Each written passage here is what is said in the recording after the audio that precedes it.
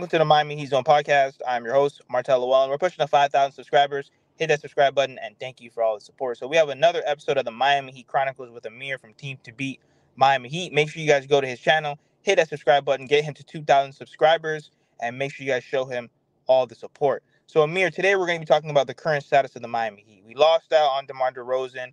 Caleb Martin's gone. We don't know if Haywood Highsmith is going to return. This Miami Heat team is up in the air. We have our young assets, but I really don't see us getting a Trey or a Laurie or anything like that because even if they do become available, we do not have the assets, the first round picks to get those guys. So where is the current status with this Miami Heat team? I mean, we're in trouble right now. As of today, I mean, I don't really see us outside of like the play-in at this point, honestly. Like, how do we get to a sixth seed? The only way I can see us getting to a sixth seed, let's say if we do add one more piece and lose Haywood, let's say we replace him with, I don't know, some wing player, maybe a Covington or someone of that nature. Then we would have 14. We'd keep a spot open for a buyout candidate like we did last year. And we'd have Terry, Tyler, Jimmy, and Bam. And obviously the young guys, Kalel, Jovic, Jaime. We would need Jimmy Butler to stay healthy the whole season, play 70-plus games. We would need Tyler Hero to stay healthy, play. He's never played more than 60-something games, right? So we need Tyler to play 70-plus games. And that's coming off the bench, hopefully, ideally, or Terry, one or the other has to play off the bench. And with that, Jimmy has to be an all-NBA type player again. Like, it's his contract year. He has to be healthy. Tyler has to be healthy. And Jaime has to grow a little bit. Jovic has to grow a little bit. Bam could be the same. And that's to get, like, to the sixth seed, right? Maybe fifth maximum, like, unless Jimmy, again, plays 70-plus games. So it's tough to see the light at the end of this tunnel because we're doing that blended build again, where we do have young pieces, but we still have Jimmy Butler, we still have Bam, we still have Tyler, and we still have Terry, right? So, like, can we add another star player? Possibly, but DeMar is off the table, like you mentioned. Donovan Mitchell was the biggest and best piece that I thought that could actually contend for the Miami Heat to make us a top 3 type of seed, even with all the moves that have happened around us.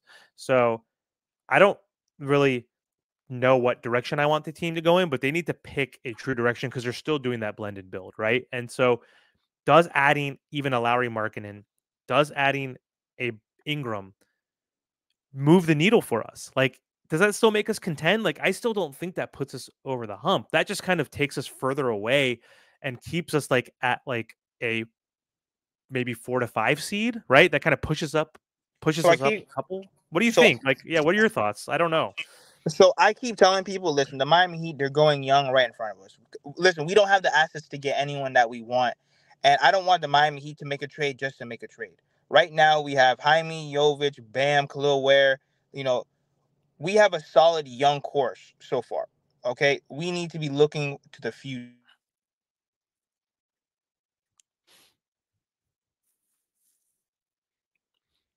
Yeah, are you still there? Oh, looks like Martel dropped. Yeah, I mean, if we are looking at the future, then even keeping Tyler Hero makes sense if we get rid of a Terry Rozier, offload his contract, offload a Duncan Robinson contract, and then even offload Jimmy Butler somehow. And if that's the case, then they have to go full soft rebuild, which it's not a full rebuild because you still have Tyler, who's a good player. He just doesn't fit well with Jimmy Butler.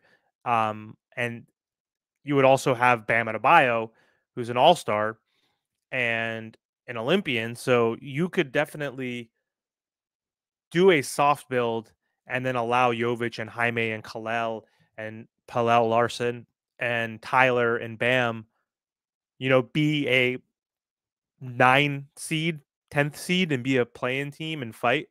And then possibly have a couple bad years and improve through the draft.